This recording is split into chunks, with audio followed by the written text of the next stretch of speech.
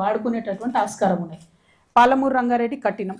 పాలమూరు రంగారెడ్డి కట్టినప్పుడు ఏమైంది, ఏదైతే అంతకుముందు ఎక్సెస్ ఉన్నాయో 45+45 90 టీఎంసీకి కడుతున్నామని బీఆర్ఎస్ గవర్నమెంట్ మొదలుపెట్టినటువంటి పరిస్థితి మనం చూసినాం. కానీ ఎట్లయితే కాళేశ్వరం ఉరుకులు పెట్టిందో అట్లా పాలమూరు రంగారెడ్డి ఉరుకులు పరుగులు పెట్టి ఉంటే ఈ పాటికి రిజల్ట్ వేరేగా ఉంటుండే. కానీ అట్లా జరగలే. ఇప్పుడు మేము పోయి వచ్చిన వట్టెం రిజర్వాయర్ కట్టిండు కరెక్టే, కానీ దానికి సంబంధించిన కాలువలు కానీ దానికి సంబంధించినటువంటి వ్యవస్థ కానీ ఎక్కడ తయారు కాలే. నిన్న బీఆర్ఎస్ పార్టీకి సంబంధించి ఇప్పుడు చేస్తున్నటువంటి క్లెయిమ్ ఏంటిదంటే ఉమ్మడి మహబూబ్ నగర్ జిల్లాలో మేము 6.5 లక్షల ఎకరాలకు కొత్తగా నీళ్ళు ఇచ్చినాం తెలంగాణ వచ్చిన తర్వాత. కరెక్టే, దాంట్లో డౌట్ ఏం లేదు.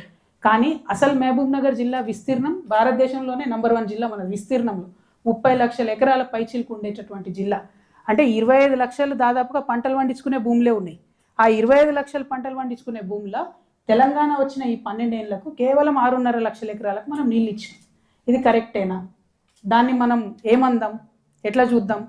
ఇంకొకటి, ఈ ప్రాజెక్టులు ఫినిష్ చేయకపోవడం వల్ల జరిగిన పెద్ద నష్టం ఏంటిది? తెలంగాణ వచ్చినాక 12 ఏళ్ళకు కూడా ఆ 45 టీఎంసీల 90 టీఎంసీల ఇప్పుడు సరే కాంగ్రెస్ బీఆర్ఎస్ లొల్లి పెట్టుకున్న లొల్లి కోసే పక్కకు పెడితే వాటి మీద హక్కు రాలే మనకు. ఒకవేళ ప్రాజెక్టు కట్టేసి ఉంటే హక్కు వస్తుండే. ఇవాళ ఆంధ్రాలో లోకేష్ గారు కావచ్చు, చంద్రబాబు నాయుడు గారు కావచ్చు, ఏమంటారు, ఈ ఉట్టిగా వరద నీళ్ళు వస్తున్నాయి భయ్, మేము వరద నీళ్ళకు ప్రాజెక్టులు కట్టుకుంటామని చెప్తున్నారు. వాళ్ళు కట్టుకోవడంలో వాళ్ళ తెలివితేటలు ఏంటిది? మనం ఎక్కడ వెనుకబడిపోయినాం అంటే వరద నీళ్ళు పేరు చెప్పి ప్రాజెక్టు కట్టుకుంటే రేపు యాక్చువల్గా ట్రిబ్యునల్లలో వాటర్ డిస్ట్రిబ్యూషన్ జరిగినప్పుడు ఏమవుతుంది?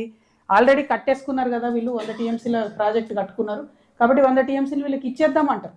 సో అట్లా ఇక్కడ పాలమూరు రంగారెడ్డి అనేటటువంటిది కట్టేసి ఉంటే ఇప్పటికే మనకు 90 టీఎంసీ హక్కుభుక్తంగా వస్తుంది. ఇప్పుడు అది జరగలేదు. కాంగ్రెస్ ఏం చేసింది, ఆ ఉన్న 19 కూడా ఓడగొట్టి 45 టీఎంసీలు చాలని వాళ్ళు ఉత్తరం రాశారు.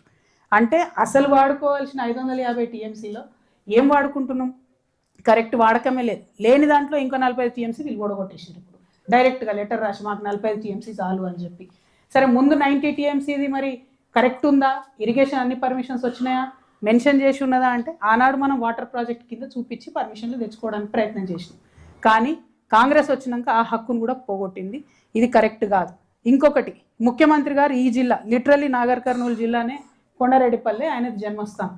ఈ జిల్లా పుట్టినటువంటి బిడ్డ, మొత్తం నేను నల్లమల్ల పిల్లి బిడ్డను నల్లమల్ల నాదని చెప్పుకునేటటువంటి బిడ్డ, ఏం చేస్తున్నారు మీరు? ఉన్నటువంటి పాలమూరు రంగారెడ్డిలో 21 ప్యాకేజీలు ఉంటాయి. 18 ప్యాకేజీలే పని మొదలైంది. ఆ పాలమూరు రంగారెడ్డిలో 3 ప్యాకేజీలు తీసి పడేసారు. అంటే రంగారెడ్డి ఎగిరిపోయింది, వికారాబాద్ ఎగిరిపోయింది. డిండికి ఇవ్వాల్సినటువంటి నీళ్ళు ఇంతవరకు ఒక సుక్క కూడా ఇవ్వలేదు.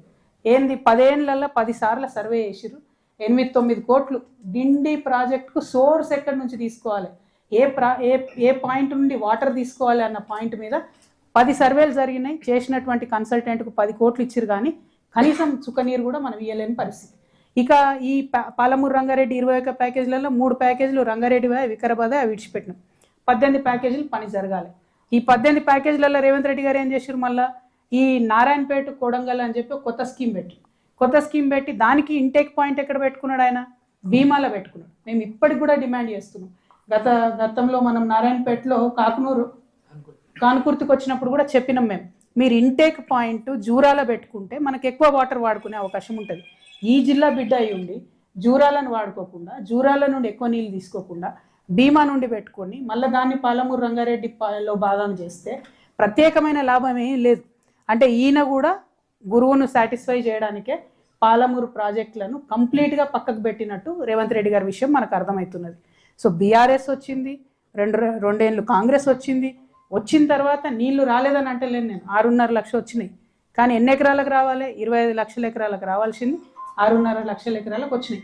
ఆడికే మన పాలమూరు బిడ్డలు మంచోళ్ళు కాబట్టి అంతకుముందు ఆ మాత్రం కూడా నీళ్లు చూడలేదు కాబట్టి 14లో 13 సీట్లు గెలిపించారు. 13 సీట్లు గెలిపిస్తే మనం చేసింది ఏంది? వట్టెం రిజర్వాయర్ కట్టిరు. మీరు బాగా చూసుకోవాలి, బాగా నోట్ చేయాలి. వట్టెం రిజర్వాయర్ కట్టిరు. ఏ రిజర్వాయర్ కట్టాలన్నా కూడా అందులో మొత్తం ఆ బండులో నల్ల మట్టిని నింపుతారు. వట్టెం రిజర్వాయర్ కింద 900 ఎకరాలు నల్ల మట్టిని తీసుకోవడానికి అప్పచెప్పడం జరిగింది ఆ ప్రాజెక్టు. ఇప్పుడు ఆ 900 ఎకరాలు ట్యాంకులు లేవు, బండు కింద లేవు, అవి ఫ్రీగా బయట ఉన్నటువంటి. అయితే ఆ నల్ల మట్టిని వాడలే. వట్టెం రిజర్వాయర్లో రిపోర్టర్స్ అందరికి కూడా తెలుసు, ప్రజలందరికీ కూడా తెలుసు, చెరువులకి వెళ్ళి మట్టిని తీసుకొచ్చి ఆ రిజర్వాయర్ కట్టలో పోసుకున్నారు. మరి 900 ఎకరాలు ఏమైనాయి? ఇలా 900 ఎకరాలు నేను డైరెక్ట్ అలిగేషన్ చేస్తున్నా. కాంట్రాక్టర్ల చేతిలో రైతుల దగ్గర నుంచి తీసుకొని ఇచ్చిన 900 ఎకరాలు ఇలా ఉన్నాయి. ఆ కాంట్రాక్టర్లు తోటలు పెట్టుకొని సామ్రాజ్యాలు చేసుకొని గేట్లు పెట్టుకొని కూర్చున్నారు. నేను డిమాండ్ చేస్తున్న కాంగ్రెస్ ప్రభుత్వాన్ని, మీరు బీఆర్ఎస్లో బాగా అన్యాయం జరిగింది, అవినీతి జరిగింది అంటారు కదా, మీకు దమ్ముంటే, ముఖ్యమంత్రి గారికి దమ్ముంటే ఆయన ఈ 900 ఎకరాలు రైతులకు తిరిగి ఇచ్చేయాలి. మీరు కాంపన్సేషన్ ఇచ్చిందంత 1,00,000, 3 లక్షలు, 2 లక్షలు ఇచ్చి తీసుకున్నారు. ఆ 900 ఎకరాలు కేవలం నల్ల మట్టి కొట్టుకోవడానికి ఇచ్చిరు, వట్టంకి ఇచ్చేసేయండి రైతులకు. ఎందుకు ఇయ్యరు? మీరు తీసుకున్నటువంటి ఆ డబ్బులు కవులు అనుకోండి, ఏదైనా అనుకోండి, మాఫ్ చేయండి, ఫ్రీగా 900 ఎకరాలు రైతులకు ఇవ్వాలని నేను డిమాండ్ చేస్తూ ఉన్నాను. ఇక నేను ఇక్కడికి వస్తున్నా అంటే చాలామంది మెసేజ్లు పెట్టారు, చాలామంది జరిగినటువంటి ఆగడాలు అన్యాయాల మీద మెసేజ్లు పెట్టారు. కానీ అవి మాట్లాడుకుంటా పోతే 2 పర్సనల్ అవుతున్నాయి తప్పితే అందులో ప్రజలకు వరకు వచ్చేది లేదు. ఈ 900 ఎకరాలు ఒకవేళ మా జాగృతి పోరాటంతో రైతులకు వస్తే న్యాయం జరుగుతుంది కాబట్టి ఇది నేను చెప్తా ఉన్నా. బాజాప్తా ఈ కాంట్రాక్టర్ల చేతిలో ఉన్నాయి, రిజర్వాయర్కి వాడలేదు, దానిలోకి ఒక తట్ట మట్టి కూడా ఎత్తలేదు, మొత్తం చెర్లకెళ్ళి మట్టి ఎత్తుకొచ్చుకొని ఆ తట్ట కట్టిండ్రు. సో అవి ఇవ్వాలని ఒక డిమాండ్ చేస్తున్నాం. రెండోది, నెక్స్ట్ మేము మెడికల్ కాలేజ్కి ప్లస్ అదే హాస్పిటల్కి పోయేది ఉండే. మెడికల్ కాలేజ్ అయితే పెద్ద కథ మీ నాగర్ కర్నూలులో చాలా జోకు. 40 ఎకరాల ల్యాండ్ తీసుకున్నారు. ఏమని రాసిరంటే ఆ 40 ఎకరాల ల్యాండ్లో మెజారిటీ అసైన్మెంట్ ల్యాండ్ ఉంది పాపం దళితులది. దళితులంట ముందుకొచ్చి మా ప్రాంతానికి మెడికల్ కాలేజ్ కావాలి కాబట్టి మేము మీకు రాసిస్తున్నాం అని చెప్పి రాసిచ్చిరంట. అంటే 1 ఏకరు, 1.5 ఏకరు, 1/2 ఏకరు ఉన్నటువంటి రైతులు, అదే తమ జీవనాధారంగా బతికేటటువంటి రైతులు ముందుకొచ్చి స్వచ్ఛందంగా ఇచ్చేసిర్రు అని చెప్పి చెప్తున్నారు. కానీ అన్అఫీషియల్గా జరిగింది ఏంది మీ అందరికీ తెలుసు. ఆ దళితులు మాట్లాడినా ఏది చేసినా వాళ్ళ నోరు మూయించి పైసలు ఇచ్చి వాళ్ళని ఎల్లగొట్టి తీసుకున్నారు. మరి పెద్ద పెద్దవి చాలా ఉన్నాయి కదా, 40 ఏకర్స్ ల్యాండ్ లేదా నాగర్ కర్నూలు చుట్టుముట్టు ఉండంగా దళితుల భూమిని తీసుకుని దౌర్జన్యంగా మెడికల్ హాస్పిటల్ కట్టిరు. హాస్పిటల్ ఫినిష్ అయింది, కాలేజ్ ఫినిష్ అయింది, కాకపోతే దళితులకు మాత్రం అన్యాయం జరిగింది. అసైన్మెంట్ ల్యాండ్ అంటేనే ప్రభుత్వం ఇచ్చేది వాళ్ళ జీవనాధారం కోసం, దాన్ని కూడా లాక్కున్నారు. ఏమాత్రం అవకాశం ఉన్నా కలెక్టర్ గారు దానిలో రివ్యూ చేయాలి. ఆ దళితులు ఎవరైతే అన్యాయం అయిపోయినారో వాళ్లకు భూమి ఇచ్చేటటువంటి ప్రయత్నం చేయాలని చెప్పి నేను డిమాండ్ చేస్తూ ఉన్నా. మరి అల్టిమేట్గా ఇప్పుడు బీఆర్ఎస్ పార్టీ గవర్నమెంట్లో ఉన్నప్పుడు కృష్ణా నీళ్లు పెద్ద ఎత్తున మహబూబ్ నగర్కి రావాలనుకున్నాం. ఆనాడు ఏం జరిగింది? అంతకుముందే మనం ఉద్యమంలో ఉన్నప్పుడే, రాష్ట్రం రాకముందే పోతిరెడ్డి పాడుది పెద్ద ఎత్తున జలదోపిడి జరిగిందని ఆరోపణ చేసినాం. అప్పుడు 45,000 క్యూసెక్కులు తీసుకుపోయేది రాజశేఖర్ రెడ్డి.